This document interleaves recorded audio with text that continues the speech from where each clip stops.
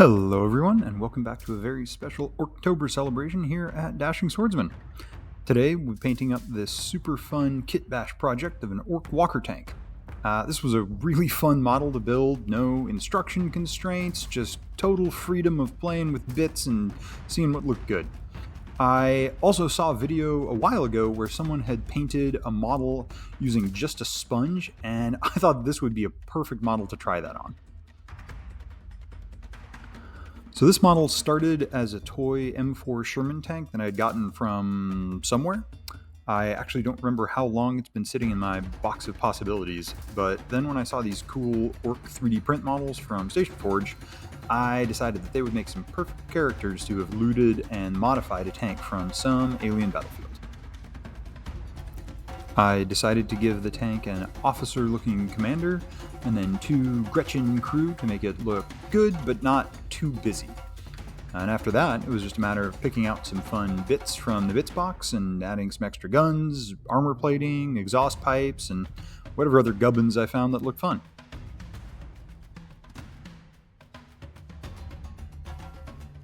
Once it was all together, I primed it with a rattle can of a flat dark brown and ran into my first major problem. The paint had reacted with whatever kind of flexible rubbery material the tracks were made out of, and had gotten really sticky. If anyone's ever used a spray can on Reaper miniatures, they do something similar. Even after letting it dry for days, it stayed sticky and was leaving residue on everything it touched, so I had to figure out something else to do. Trying to hand sculpt or print out and fit new individual tracks seemed like a lot more work than I wanted to do for this, and I remember some of the cool Weird War walker tanks that people have done for games like Conflict 47. I looked through a couple possibilities, and I really liked these legs for a walker tank, which also happened to be by StationForge, and I already owned the files. This video isn't sponsored by them. They don't have any idea what abominations I'm making with their models, but I just genuinely think they make really cool sculpts. The new legs printed out and cured really well with just the pre-supports, and then it was time to get them glued onto the model.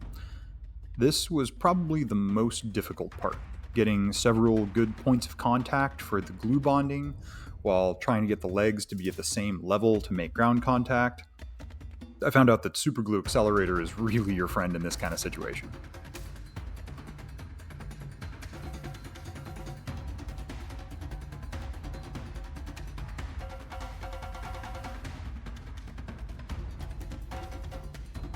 Eventually, all the legs were secured on, and a new coat of primer got everything looking ready to paint. After brushing up a little bit on my Warhammer Ork lore, I decided that the Death Skulls clan were the ones that had looted this tank, since they're the ones in the lore that make that their specialty. Their color scheme is mostly blue, which sounded pretty awesome to me. I started with just a ripped up kitchen sponge to get some good area coverage and rough texture. This paint is just dark blue craft paint, and since I'm not really worried about fine pigmentation, I'm going to need a lot of it. I eventually realized that getting the sponge damp with water, like getting it soaked and then squeezing out all the extra moisture, really helped with the paint. Using a fully dry sponge meant that it just soaked up and held on to all the paint, and if it was too wet, it meant that it diluted the pigment way too much as I was trying to transfer it onto the model. So damp but not soaking wet seemed to be just about right. Then, not being really too careful, I worked my way all around the model, trying to get as much coverage as I could. If the deep recesses didn't get hit, that's okay. Orcs aren't really that careful about their paint jobs, I don't think. But I did want the tank to visually sell as blue. Then I moved on to a highlight color of a lighter blue, also another craft paint. My original intent was that this would look like the more kind of sun-bleached or chipped areas, or even that it would end up being the main color with the dark blue kind of being the chipped or damaged areas underneath. But it ended up kind of looking like a mixture, almost a camouflage-y effect. Definitely had a lot of visual texture. I decided I liked how that looked, and to leave it as kind of this mix of colors.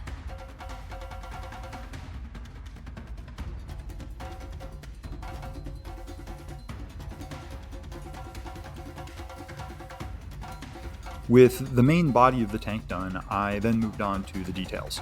Starting with the exhaust pipes at the back, I decided to see if I could build up kind of a rust effect with the sponge. I started with a dark brown, and then up to a dark red, and then a lighter red, and then an orange, and finally a yellow. I think it turned out pretty decent. In the future, I might lean more into starting mainly with the orange-brown tone and then working colors up and down from there, but I'm happy with this.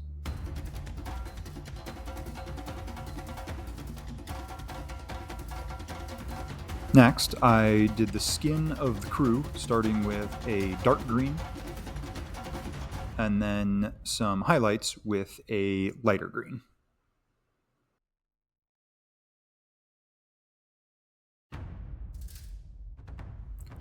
I decided to do their clothes in kind of a gray and black scheme to set them apart from the blue of the tank, but still keep them kind of a neutral tone. I started with a dark gray base coat on most of the clothes, and then put a lighter gray highlight on top of that.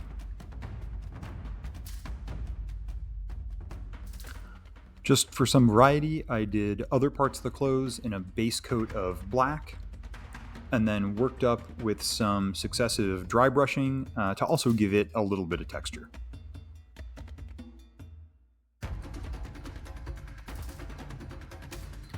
Next, I decided to do some weathering and show some of the metals that were underneath the paint by putting metallics on top of the paint. Using the rough sponge and some Leadbelcher paint, I added some random chipping spots in areas that seemed like they were likely to get damaged.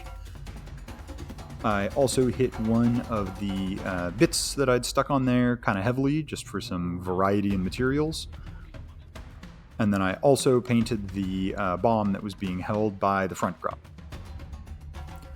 For the icon on the front, I decided that a kind of warm brass color would set it apart and make it look real fancy.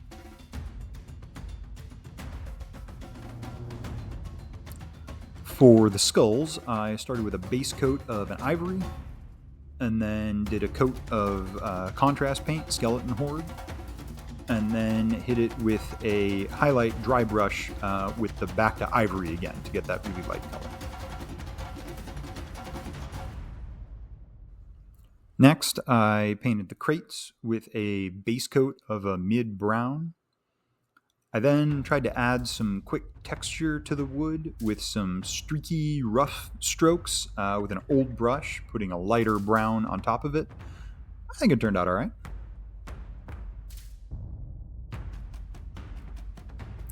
Next, for the cables and hoses that were around the model, I decided to go with a couple of different colors for some variety. I did a yellow on the cable to the laser gun, and then put some kind of careful black stripes to make it look like hazard stripes. Then I did a red on the cables or the hoses that are on the legs down there. And then also on some of the other cables or wires going to the gun. Next, on to some weathering. I used some enamel pin wash to try and give these recesses some dark color. This real thin enamel wash spreads really well, did most of the work for me. I also used it to try and paint in some drips where water might run down and carry dirt.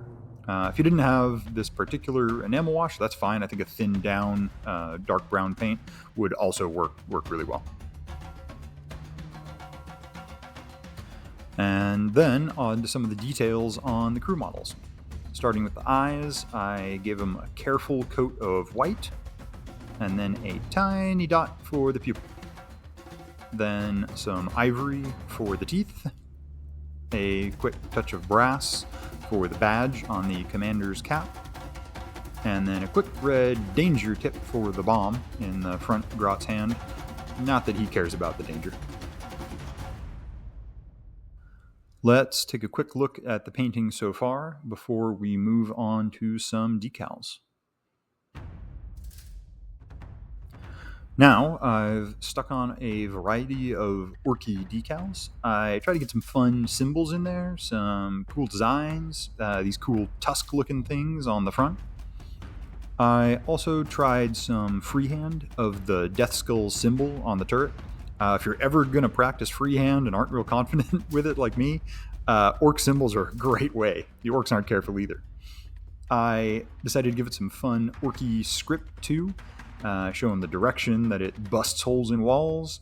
Came up with the name of the crew, the Daka Bomb Smashes, from the Realm of Plastic name generator, if you've ever used it. And then, of course, gotta have WA on there somewhere. Don't forget to label important items like the zap gun. Then let's do a little bit more weathering to make sure the decals are tied in to the paint job.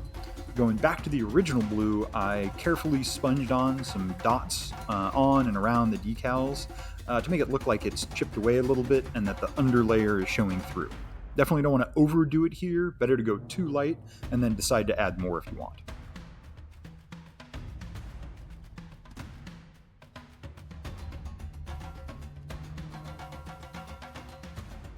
Let's do a little more weathering with some dark brown. This will give some color variety and hopefully look like some mud and grime and dirt. I was going for a little bit of a heavier sponge coat, mostly on the groundward facing surfaces and especially around the legs. And finally, let's add some grimy char from the gunpowder and the exhaust. These orcs have definitely been using their main gun after all, so let's just add some black paint gently with a dry brush to the end of the barrel. Just kind of stippling, going all around in a quick dry brushy motion, especially hitting the very end and then enough of the surrounding area until you decide that it looks good. And with that, I decided to call it done. There definitely are always more weathering that you could do or more bits and gubbins to add, but at some point, you just got to decide that a project is done. I'm planning for this to be a gift for one of my local hobby shops that just expanded. They actually put a hole through a wall into a neighboring space, and that kind of inspired the script on the side. This way, I can give it to them as a merry Orktober celebration present. Once again, thanks for joining here at Dashing Swords and Painting. Good luck and have fun painting, and may the WA spirit guide your brush this merry Orktober.